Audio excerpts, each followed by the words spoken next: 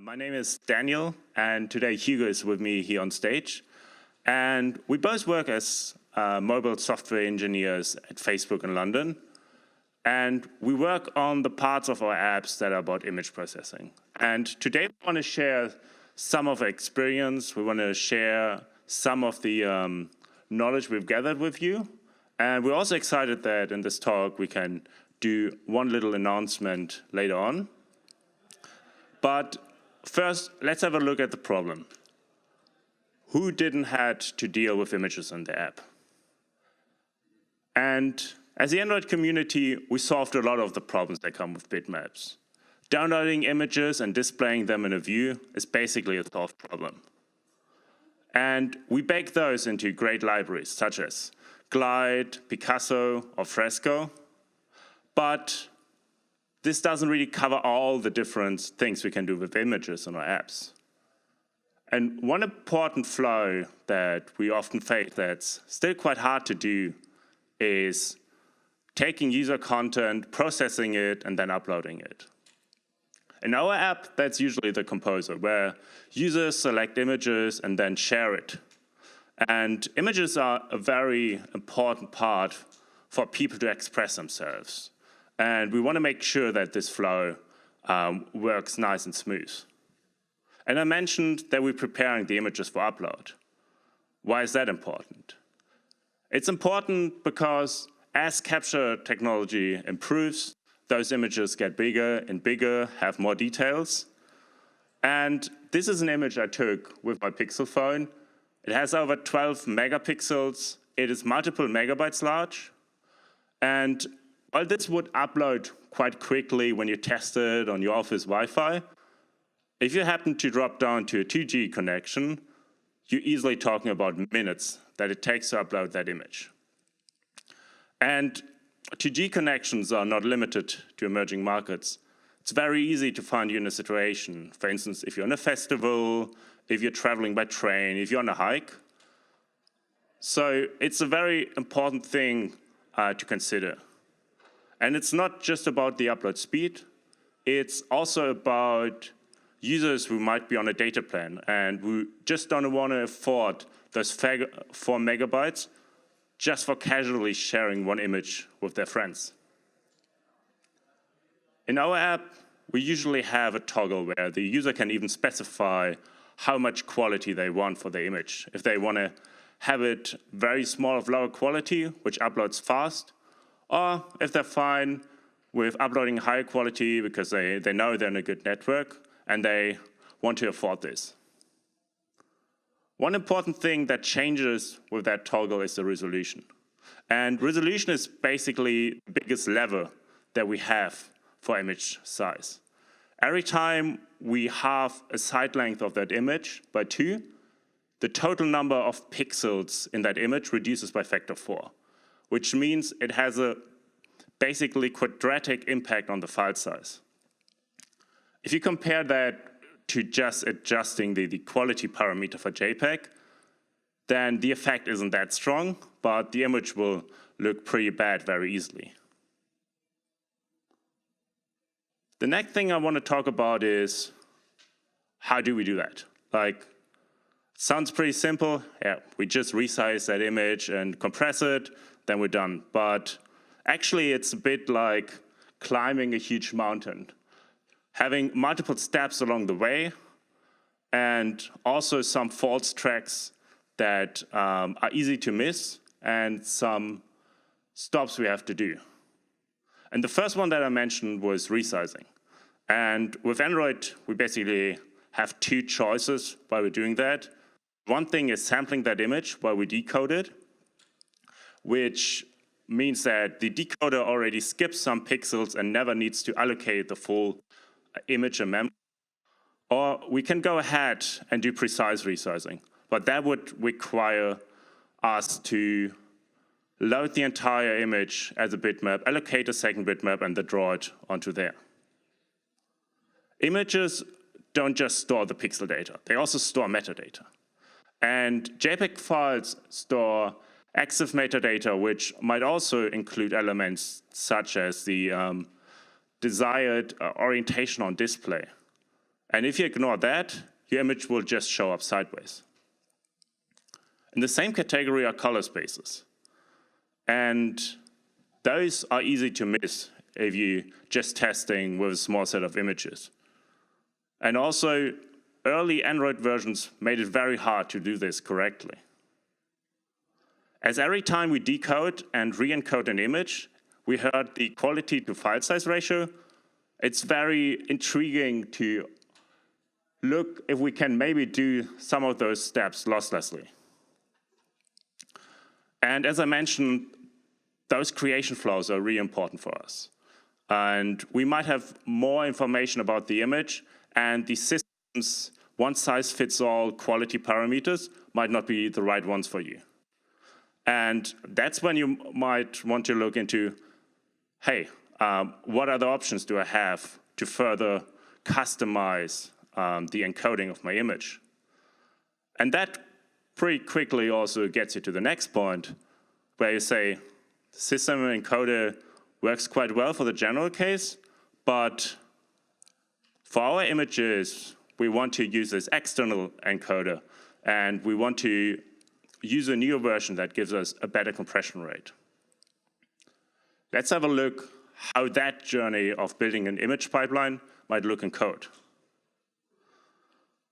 So the most trivial way that you see probably on Stack Overflow is you read that image as a bitmap, save it again, set a quality parameter, and then hope it's small. But we said, hey, where we want to do resizing, we want to reduce the resolution as our main lever. So we go ahead, we also figure out the boundaries of the bitmap, compute the sampling ratio, and then plug that all together. Then after 2 weeks in production, our quality team comes in and says, hey, we just got tons of user reports, all the pictures just end up sideways, and that doesn't make people very happy. So we go ahead, we do the natural thing, we write even more code to it. And then we get to the point where we say, oh, no, we also want to have some more parameters, we want to have a bit more control, and we're going to start rewriting everything at C, and we end up with a big mess. And the important thing to remember here is, even if you go through this one time, you will do it multiple times. And there's going to be another mountain you want to climb, and there's going to be multiple surfaces in your app. You write multiple apps for different clients. And doing that multiple times, yeah, it's not very enjoyable and probably not good use of our time. And we've seen the same thing happening with our code. We saw that small changes very easily break different interfaces. It was very hard to test. And also, we didn't have any measure to ensure that we use the best practices that we knew of in all the different places and make it very accessible for the different products. And wouldn't it be nice that instead of us hiking up that entire mountain, we instead just take a helicopter off there. And as we are not helicopter engineers, but software engineers, we decided to fix it in a different way. So what we set out to was trying to make mobile image processing simple. And what that means as mobile software engineers is we built a library. And we call that library Spectrum. And we've been using it now for a bit over 1 year at Facebook, and it helped a lot with those problems. And I'm very, very happy that we can also announce that today we're going to open source it. So it's going to be on GitHub right after this talk. And now Hugo is going to explain a bit more about what Spectrum can do for you.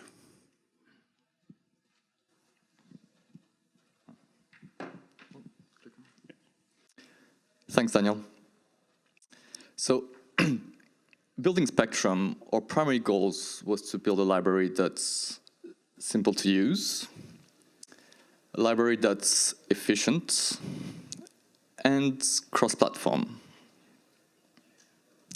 So let's start with simple to use.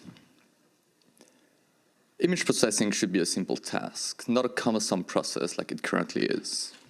developers don't want to have to think about every step up the mountain, but only reason about the end result thereafter. In summary, they don't really care about the how, but more about the what. So we've decided to simplify this, and in fact, we've simplified it so much that the main class only has 4 APIs. Each of these APIs, they match a typical image operation. So let's see what these are. So first, we've got encode, that is compressing a bitmap into an encoded image.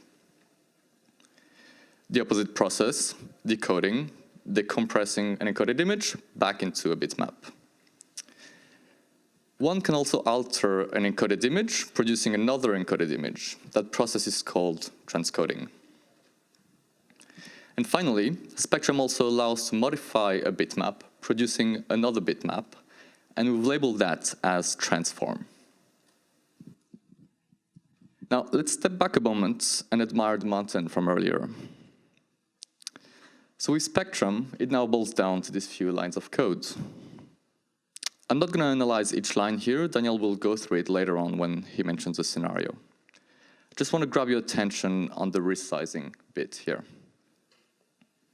Spectrum allows for 3 types of transformations. Each of these get expressed as a set of requirements.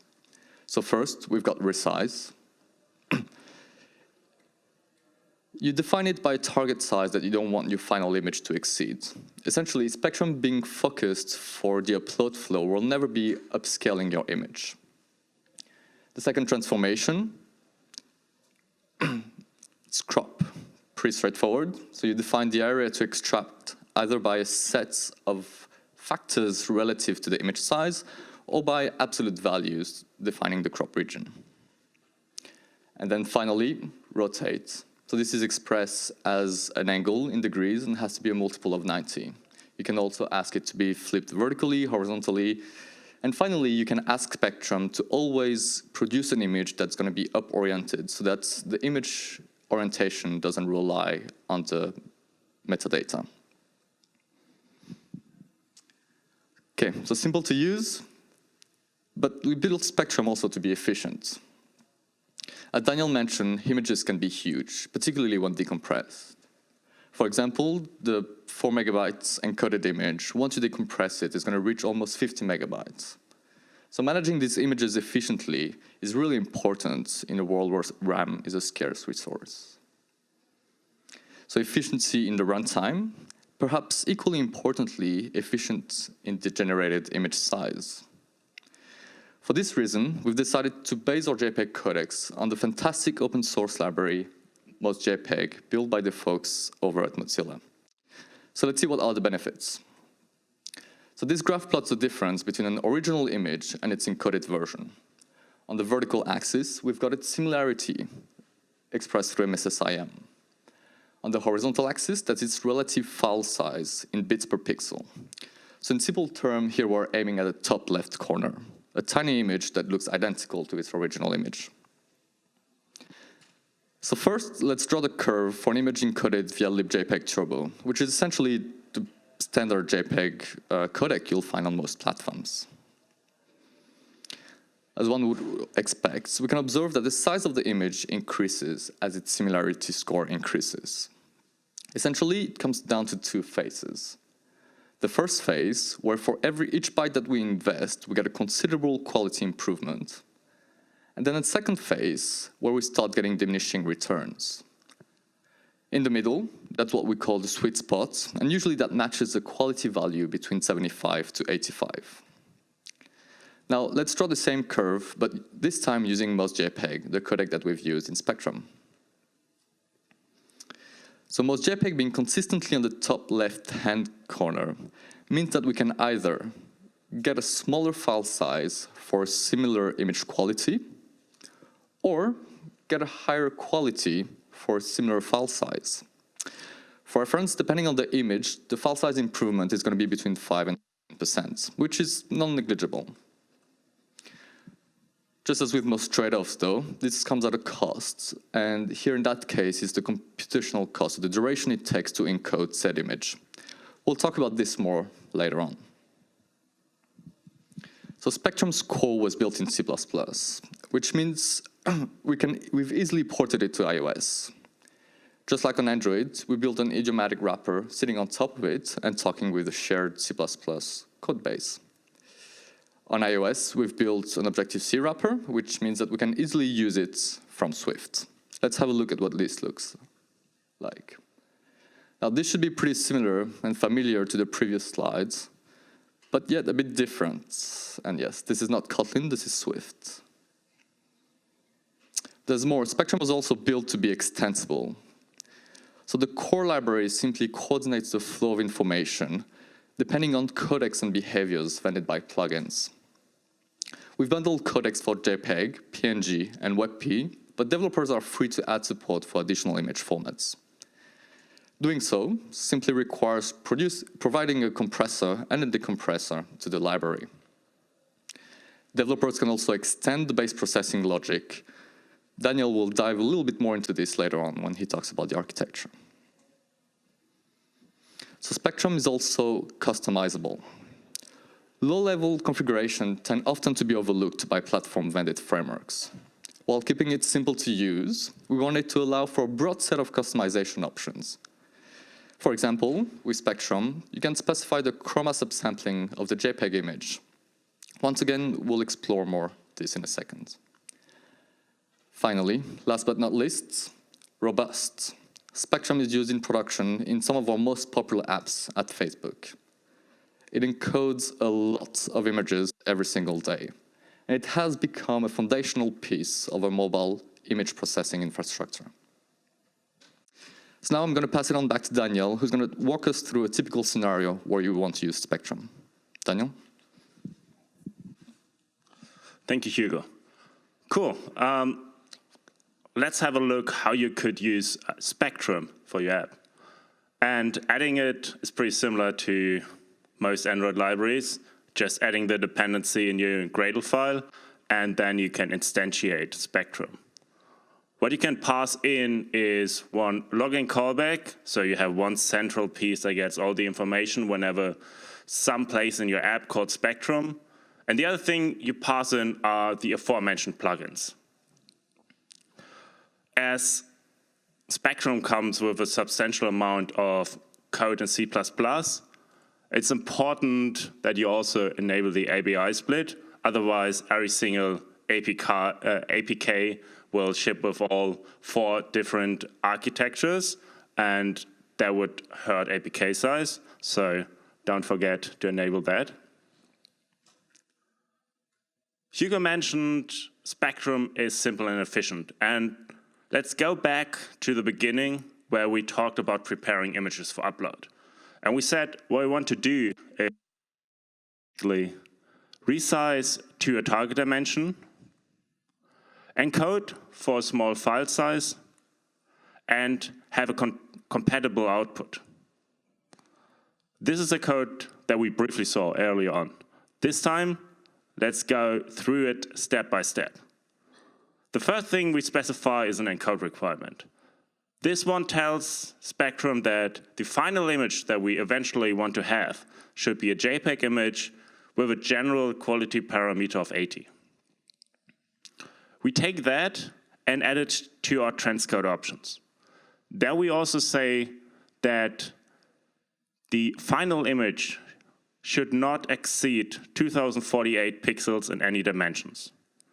And you also see the parameter we passed in before. It says exact or smaller. And that allows Spectrum not to just take that exact boundary, but maybe produce something that's slightly smaller.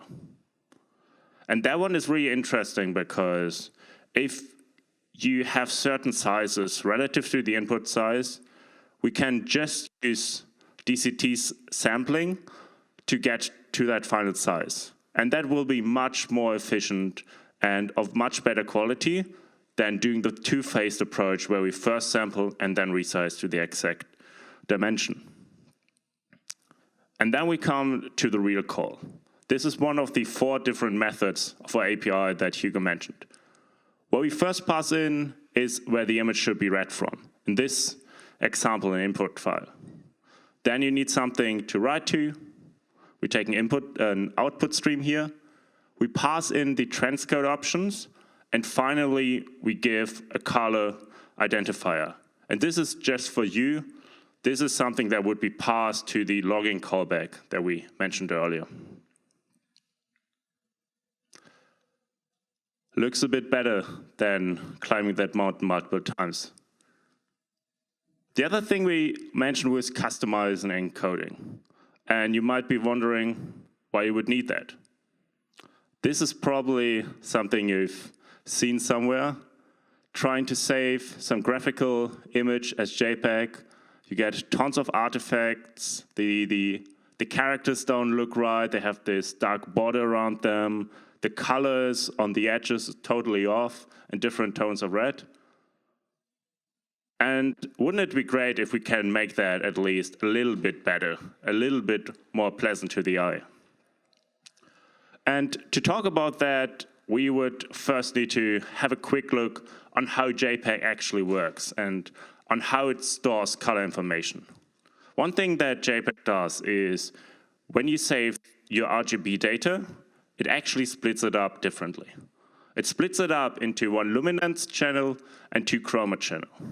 The first one is basically for the brightness, the other two for the relative color. And this is very interesting because our eyes as human beings are much better with detecting brightness changes than with figuring out the exact color of things. And JPEG makes even more use by that. And that's what we call chroma subsampling, which basically means we just resize that color information. So we drop a bunch of that information. And this is very helpful because it saves us some file size and usually works pretty good with photographical images.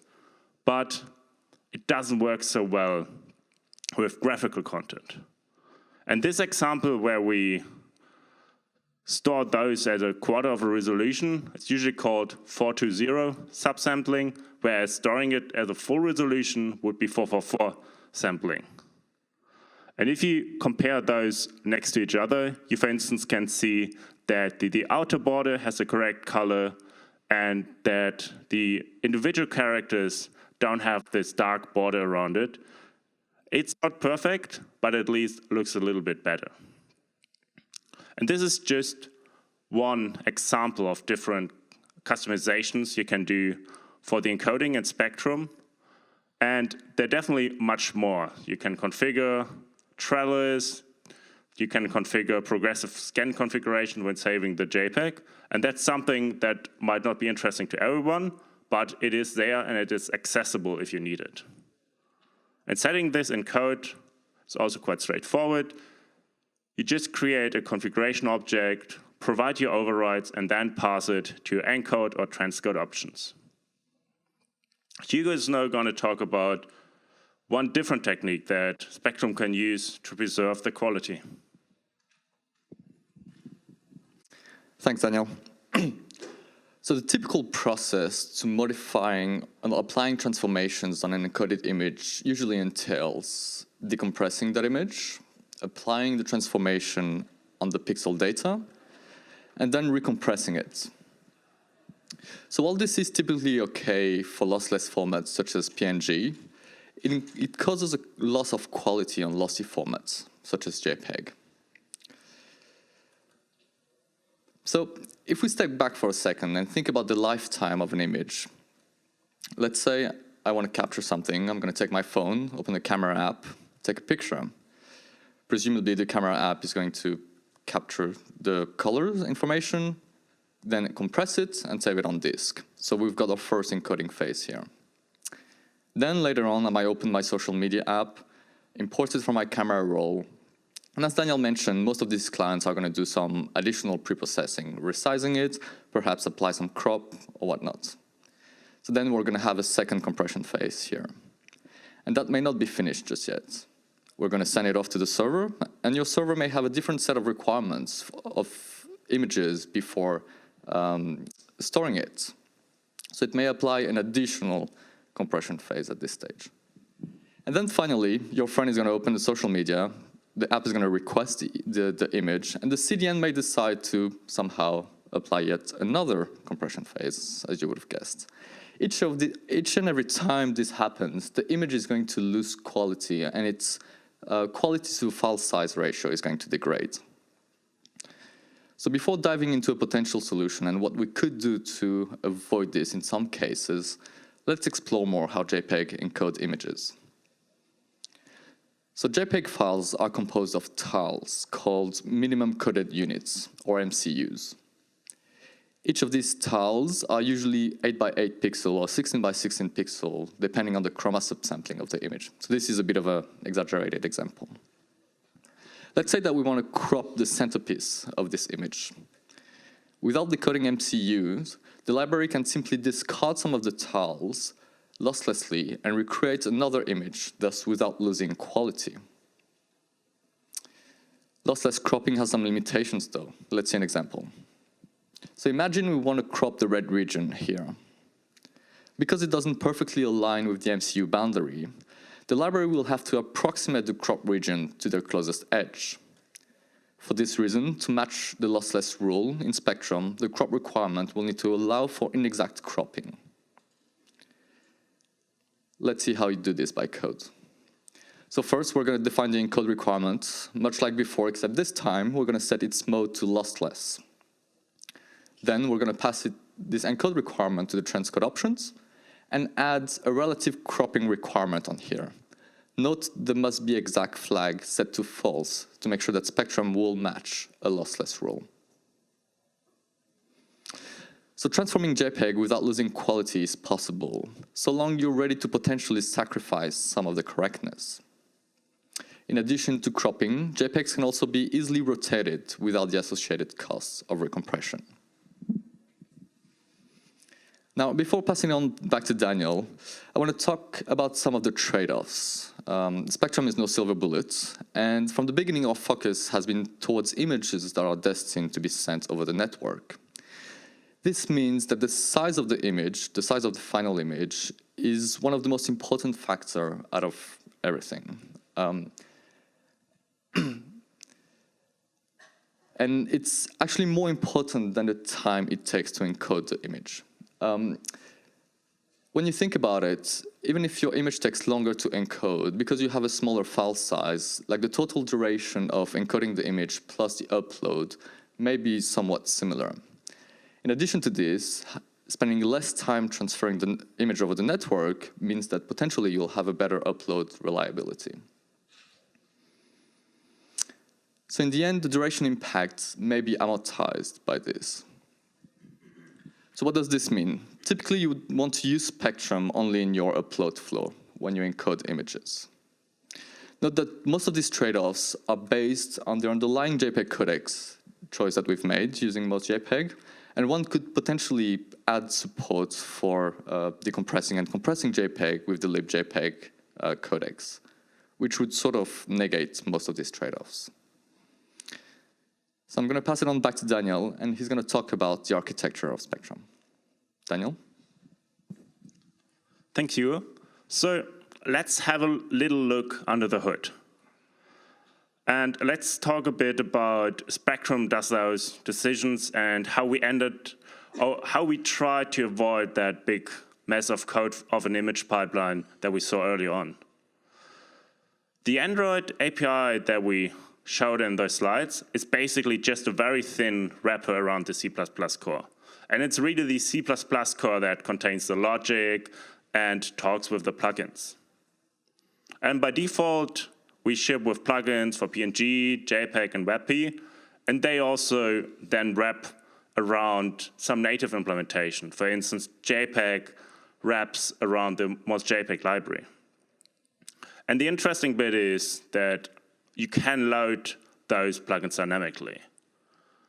If we look back at the code that we previously saw, where we just load Spectrum default in our app, if we, for instance, know that we only need support for JPEG images, then we can go ahead, just include the core and the JPEG plugin, and then when we instantiate Spectrum, we just pass in the JPEG plugin. And this is a very important lever to reduce the APK size, because each of those plugins comes with native code, and that native code is going to add to the APK size.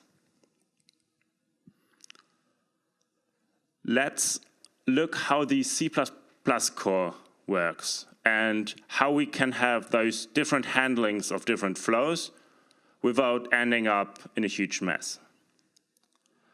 The first thing that happens when you send a request to Spectrum is that the JNI layer goes ahead and wraps that request in an immutable request type. It then is matched against a set of rules. Those rules are provided by the core library, but also the plugins can provide more. And they are sorted. We have the more specific ones on top and the more general at the bottom.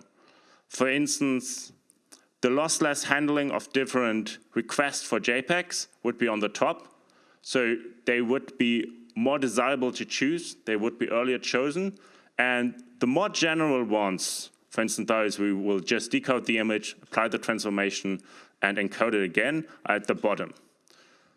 So Spectrum will go ahead from the top of the list, look at all the different rules, take the first one that can fulfill that request, and then we instantiate something that we call recipe.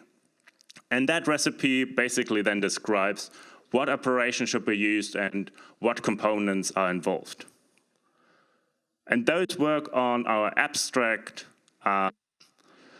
structures that we call source and sink, which again then talk through the JNI layer with, for instance, your input and output stream or with the different files. And as Spectrum for Android is just a thin wrapper around C++, that made it very easy to add another wrapper for Objective-C. And that also makes it very easy to add new wrappers on it for different platforms. And to conclude the talk, I'm passing back to Hugo one more time. Thanks, Daniel. So to summarize, image processing can be a tedious task. We faced this internally at Facebook and came up with a solution, Spectrum. I hope you folks can benefit from it as much as we have internally. If that sounds like something interesting, please check out our website, libspectrum.io. On there you'll find links to our GitHub page, which has some starter tasks if you want to contribute, and also there are some sample apps if you want to easily run and play with the framework. We strive to make it as easy as possible to get started. You can also stay up to date and follow us on Facebook or Twitter with the @libspectrum.